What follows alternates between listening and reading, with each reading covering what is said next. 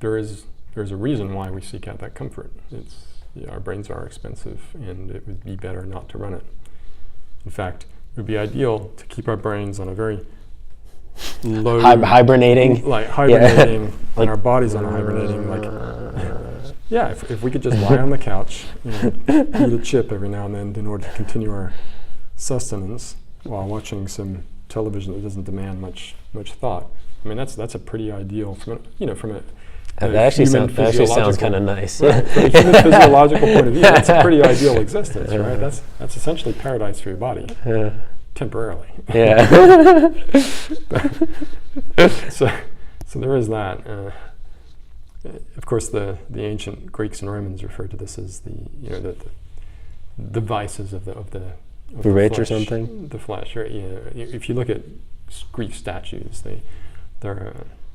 they always try to downplay the certain parts of the anatomy because they want they feel that the really important stuff happens up here in this sort of higher order thinking, as they refer to it. Right? Mm-hmm. That's where the meaningful stuff in life occurred. Right. And the pleasures of the flesh, all of the eating and everything else that we do, they're like distractions. They're lower order things. I mean, when we should be aspiring to these higher order things.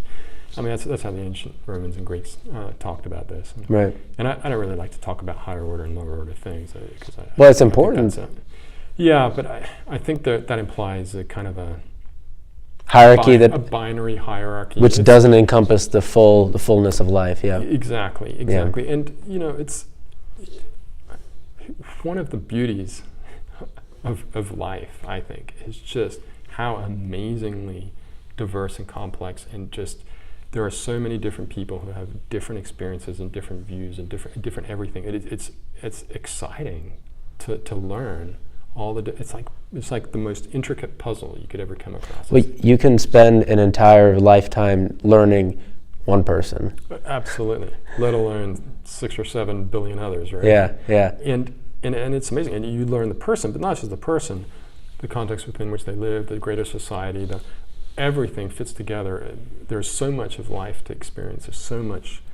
It's an absolutely incredible experience. So to break it down into these binary things, I think has a tendency to create an unstable bias towards one direction or another.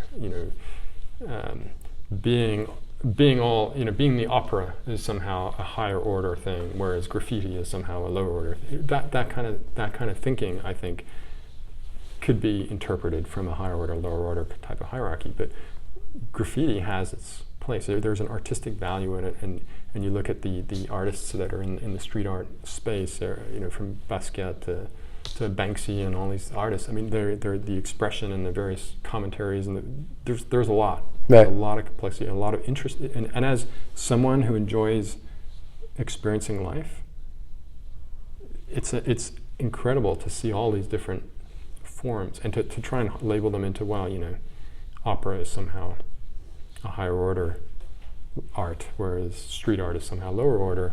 I think that just takes so much away from our ability to enjoy. Yeah, there's a reason people do it though, because people's minds do like to discern and figure out what's good and what's not, and a lot of it's categorized. Yeah, a lot of it's based on what people are used to, and then just affiliations based with what they see with the opera people and with the graffiti people. So, right.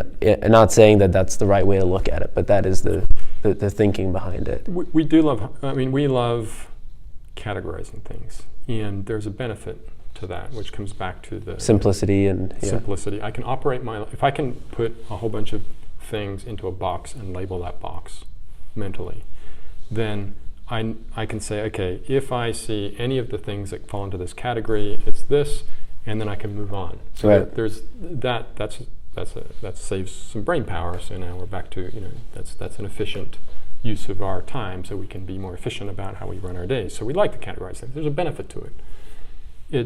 It does. We naturally do it. We're naturally predisposed to categorizing things: safe, unsafe, right?